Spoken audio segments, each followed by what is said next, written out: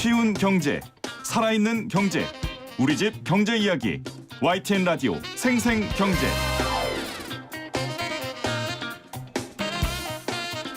오늘 가장 뜨거운 경제 뉴스를 제일 생생하게 전해드리는 시간입니다.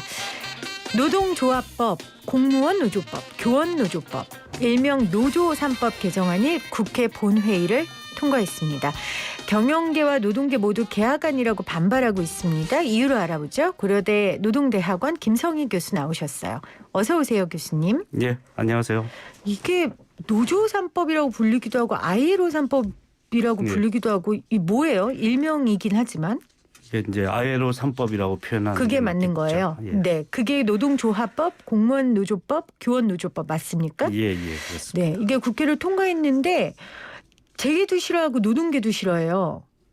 예. 왜 그래요? 재계는 왜 싫어해요? 재계는 표정 관리를 예전부터 뭐 비정규법이든 뭐든 그런 법률이 통과될 때 자기들도 불만이다 이런 제스처를 취하는 건데 재계랑 아주 막후에서 충분히 논의한 안이라는 냄새가 짙게 나기 때문에 표정 관리 수준이다 이렇게 볼 수 있을 것 같습니다. 재계는 표정 관리 수준으로 반발하는 거고, 그럼 노동계는 반발할 만합니까?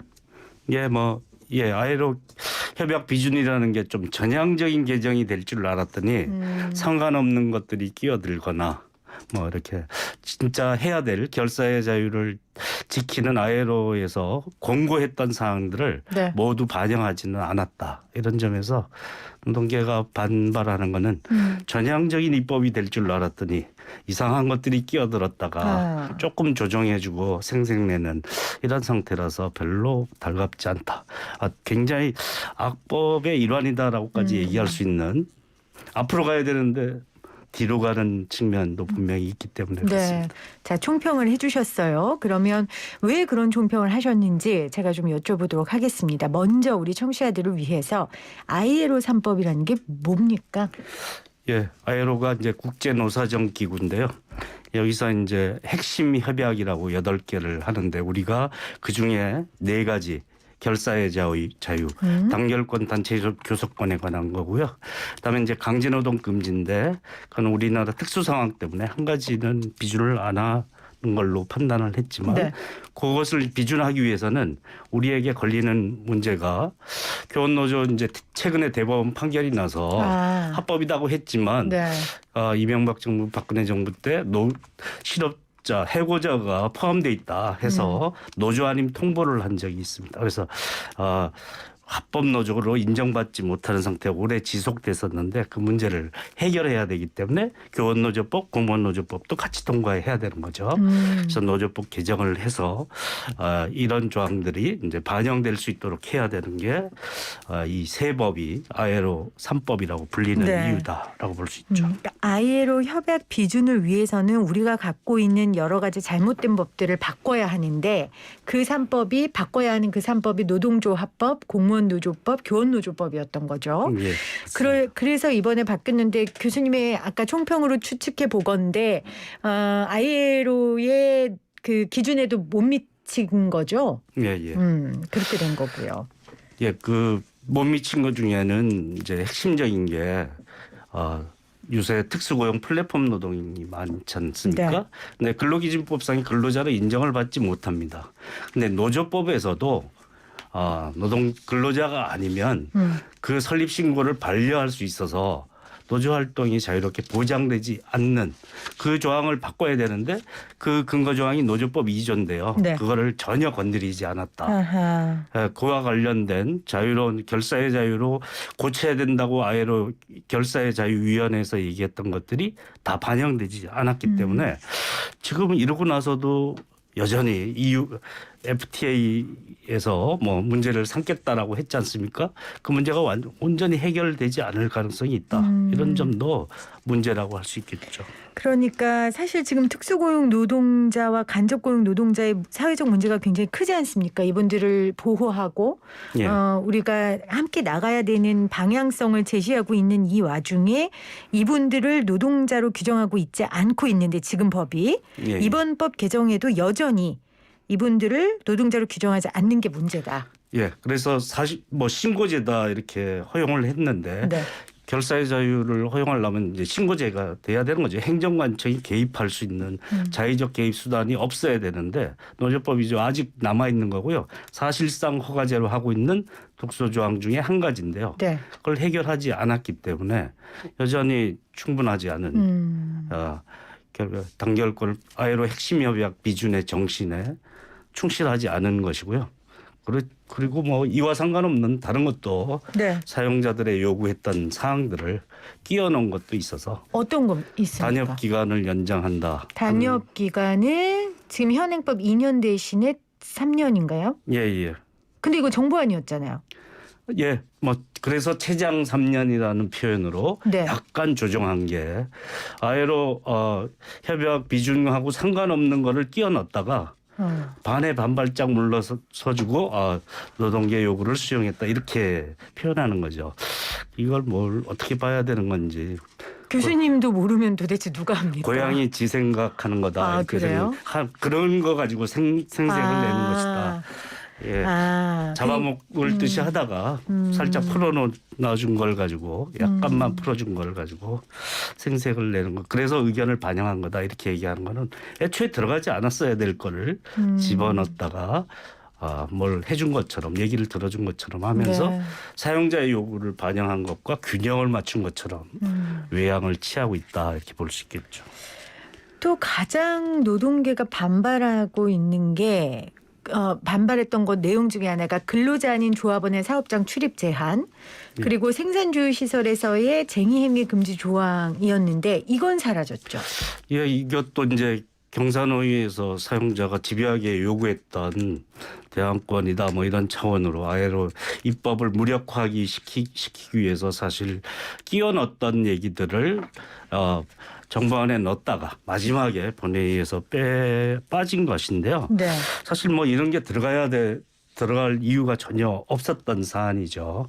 그리고 이거 기업 어용 노조를 육성할 수 있는 기업별 노조 체제에 안주하는 정근대적인 성격을 가지고 있는 것이거든요. 네. 모든 노동자를 포괄적으로 대변하는 게 현대 노동조합의 정신에 맞는 건데 어용 노조 육성책이 되기 쉬운 그런 사업장의 조합원이어야지만 뭔가를 할 수 있다. 이런 조항들을 집어넣는 것은 사실은 시대착오적이다 할 수 있는데 여전히 제한되어 있는 게 있습니다.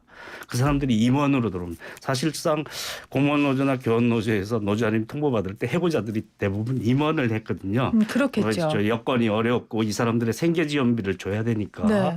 그런데 이제 임원이 되면 또 노조 아님 통보를 할 수 있는 그 조항은 남아 있습니다. 그러니까 이 청취자분들의 이해를 돕기 위해서 지금까지는 해고자는 노조에 들어갈 수 없었는데 이제 그 부분은 해결이 됐어요. 그런데 해고자가 그 노동조합의 임원을 하는 경우는 여전히 안 되는 걸로. 그런데 지금 교수님 말씀은 사실 해고자의 생계 같은 걸 도와주려면 이제 이분들이 임원이어야 이렇게 도와줄 수 있는데 그거 자체를 지금 막는 게 된다는 거죠. 알겠습니다.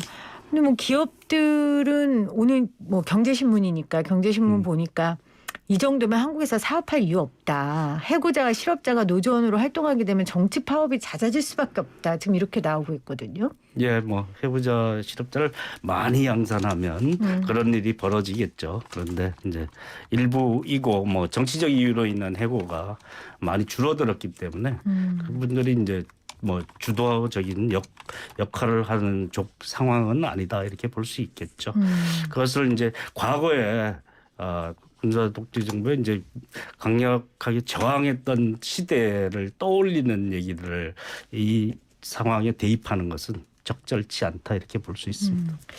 0120님이 왜 회사를 나간 사람 자이든 타이든 이 사람들이 노조원으로 인정받아야 하는 건가요? 이렇게 문자를 보내주셨어요. 사실 공무원 노조, 교원 노조는 사실 하나의 단일 체계지만 이게 거의 산별 노조랑 동일한 거죠. 특정한 사업장에 속해 있는 것은 아닙니다. 그렇기 때문에 다음에 이제 지금 현재 노동조합도 외양은 산별 노조 체계를 가지고 있는 것이 굉장히 많이 있습니다.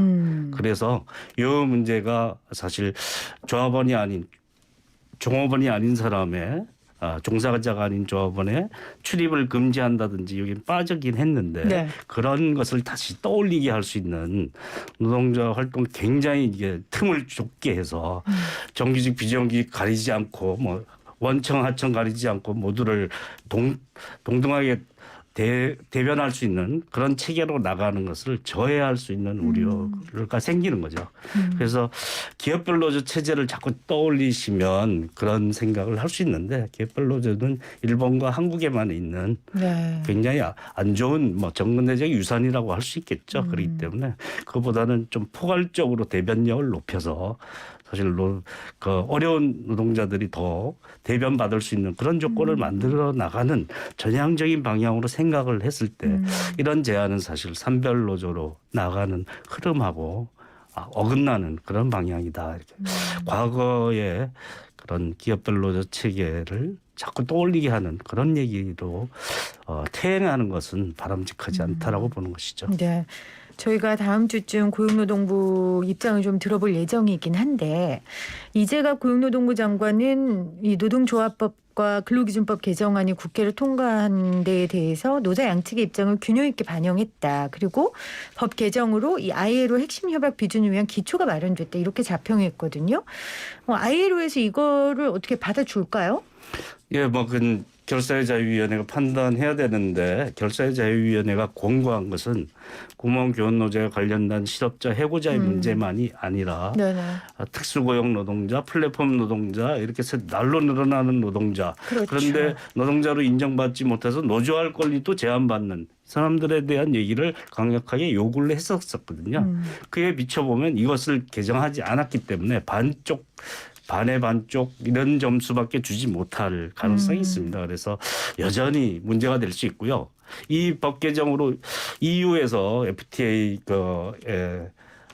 불공정 행위다 이렇게 해서 이제 제소를 할 가능성에 대해서는 여전히 남아 있다. 이게 완전히 해소됐다라고 보기는 어렵다 이렇게 볼 수 있겠죠. 그러니까 노조할 권리에 대한 핵심 조항들이 사실상 개정되지 않았기 때문에 뭐 한국이 ILO 핵심 협약을 비준하더라도 국제사회로부터는 추가로 노조법을 개정을 요구받을 가능성이 있다. 라고 예상해 주셨습니다. 자, 지금 특수고용 노동자 이야기 계속 나오고 있는데 그 특고 3법 국회 한노위 통과했는데 특고 3법 어떤 내용들이 주를 이룹니까? 예, 그 고용보험을 이제 특수고용 노동자에게도 적용한다. 노동자가 근로기준법상의 노동자가 아니다. 근로자가 아니다라고 하기 때문에 적용이 안 됐었던 것이 코로나 국면에서 전국민 고용보험제로 자영업자까지도 좀 확대해야 된다라는 것이기 때문에 고용보험법 개정이고요. 산재보험은 일부 직종 9개 직종에 적용이 됐는데 가입률이 16%밖에 안 됩니다. 임의 가입이고 5대5로 부담을 하라고 하기 때문에 생기는 것인데요. 그래서 이 가입률을 높이기 위한 조치, 산재보험법 개정과 그렇기 때문에 두 가지 법의 징수법이 이제 달라져야 되는 이 3법입니다. 네. 그럼 이건 잘 됐습니까? 만족하세요? 전향적인 가야 될 길이라고 할 수 있죠. 다른 나라에서도 이제 노동자 신분에 상관없이 포괄적으로 사실 적용을 하는데요. 자영업자도 우리는 가입하고 싶은 사람은 가입하게 돼 있지만 그렇게 해갖고는 사회보험의 정신에 충실하지 못하죠. 그래서 의무가입의 형태로 적용하긴 하는데 14개 직종에 머물러 있고요. 이분들이 실업급여를 받으려면 2년간 1년 이상 가입돼 있어야 되니까 최소 1, 2년 있어야 되죠. 그러니까 이분들 지금 소득상실의 위험에 직면에 있어서 역시 이걸 했다고 해서 다른 거 안 해도 되는 게 아니라 긴급 지원이나 이런 재난구조에 대한 것은 계속 착실하게 시행을 해야 된다라는 이 전제 조건이 반드시 필요하다라고 볼 수 있습니다. 자, 이번에 통과한 그 개정안에 따르면 택배기사, 학습지 교사를 포함한 특수고용직 14개 직종을 고용보험 당연 적용 대상에 포함하고요. 구직급여 또 출산 전후급여도 지급하도록 했습니다. 그러나 우리가 앞서 지적한 대로 여전히 간접고용 노동자나 특수고용 노동자를 노동자로 규정하지는 않았습니다. 이번 개정안에. 자, 기업 입장에서는 비용이 증가하는 것에 대한 부담을 느낄 것이고 당장 경총에서는 사용주와 특고 당사자의 의견을 충분히 반영해야 된다라고 비판을 했거든요. 예. 이 비판은 어떻게 받아들여야 될까요? 네, 그렇게 해서 이제 산재보험을 적용했는데 16%밖에 가입을 안 하는 것이죠. 이제 200만 원이 소득 인정액이다. 듣고는 뭐 소득 인정액이라는 표현을 써야 되는데요. 네. 그러면 이제 0.8%를 노사 각각이 부담합니다. 노동자 개인도 16만 원씩 부담하는 것이죠.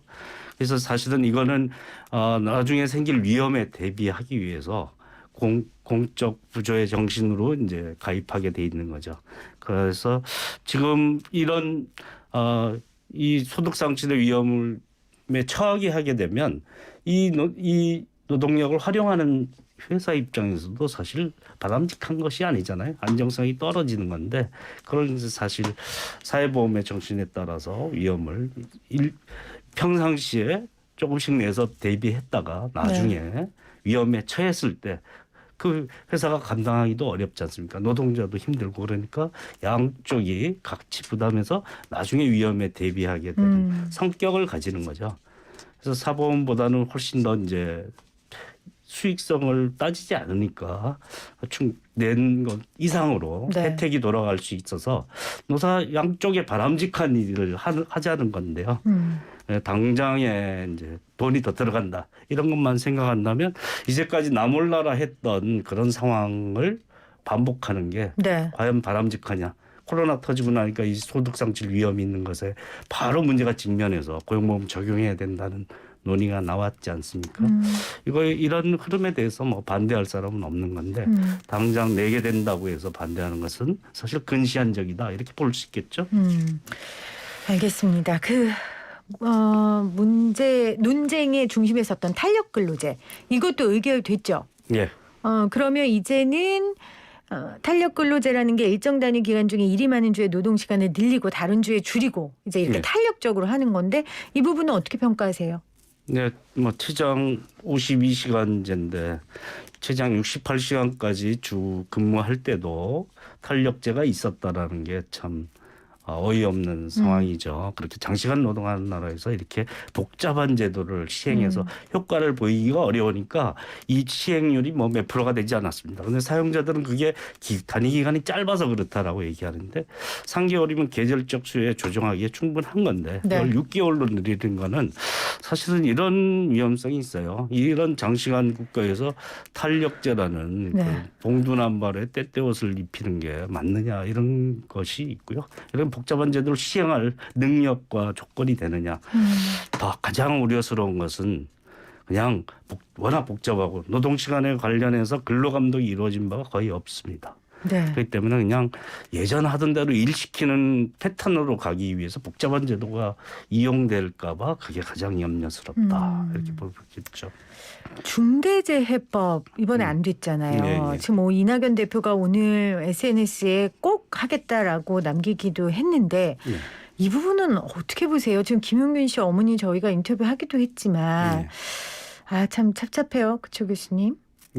하여튼 이렇게 하루에 몇 명씩 노동자가 일을 하다가 집으로 돌아가지 못하는 사태가 벌어지는 문제, 산재공화국의 오명을 벗어던지기 위해서 사실은 기업에게 지금까지 사망사고가 나도 뭐 그 최대 뭐 징역 3년 이렇게 돼 있는데 뭐 그런 징역형을 때린 적은 없고요. 벌금 500만 원 뭐 이 정도가 전부였거든요. 그러니까 사람 목숨을 그렇게 소중히 생각하지 않는 산업안전 조치를 하는 비용보다 나중에 사고 나더라도 그냥 벌금 맞고 마는 게 훨씬 싼 거죠. 이런 건 이제 기업들에게 산업안전 조치를 권장하지 않는 거나 마찬가지죠. 하지 않는 게 않는 사람이 훨씬 더 비용 효율적인 거니까. 그런 문제를 이제 해결하기 위해서는 사실 처벌은 능사가 아닙니다만 이렇게 최소한의 처벌 조치가 있어야 된다. 최대 금액을 김용균법이라고 최대 금액을 벌금을 올렸어요. 네. 최대 금액 올려봐야 판례가 바뀌지 않거든요. 그래서 중대재해법에는 최저 기준을 두는 거죠. 그래서 근데 이제 아까 말씀하신 것처럼 처벌이 능사가 아니라는 거 우리 다 알지만 예. 이게 담당자들만 처벌받고 끝나니까 이게 안 될 것 같아서 예. 결국은 이제 오너를 처벌할 수 있는 법을 넣겠다는 거잖아요. 예, 예. 근데 그 당연히 기업이 반대하겠죠. 예. 그러면 지금 민주당 이낙연 대표가 한다 하더라도 지금 이렇게 후퇴한 것처럼 이게 과연 할 수 있을까라는 의문이 드는 거예요. 그래서 뭐 여야 모두가 네. 꼭 해야 되겠다는 의지를 가지고 네. 의원 입법을 제출한 것은 아닌 상태입니다. 해야 될 필요성에 대해서 공감하는데 기업에게 영향을 주는 것을 입법화하는 것은 특히 이제 재벌 네. 대기업의 그 최고 책임 최고 경영자나 이런 데 영향을 주는 것에 대해서 매우 그걸 배관시하는 상황이라고 할 수 있겠죠. 그걸 넘어가지 못할 것으로 생각을 하는데 그러니까 최고 경영자가 처벌을 받을 수 있는 조건이 만들어져야지 사실 무슨 안전 조치를 하는데 네. 훨씬 더 경각심을 가지고 제대로 하지 않겠냐 하는 점에 대해서 처벌이 능사가 아니지만 워낙 많이 죽어나가는 나라에서 이에 대해서 무책임한 기업에 대해서 경각심을 주는 게 예방 조치를 가질 수 있을 것이다 네. 라고 보는 것이죠. 알겠습니다. 참 하고 싶은 말은 많지만 여기서 마무리하도록 하겠습니다. 뭐 김성희 교수님이 노동 전문가인 거 저희가 알고 참 정권과 상관없이 쭉 이 문제 다뤄오신 거 아닌데 뵈면 뵐 때마다 얼굴이 점점 어두워지셔서 교수님의 얼굴이 꼭 노동과 관련된 법안들의 어두움과 같은 것 같아서 제가 사실 마음이 좀 무거워요. 예. 좀 좋은 소식으로 전향적인 소식으로 교수님 뵀으면 좋겠습니다. 예, 그랬으면 좋겠습니다. 네, 고맙습니다.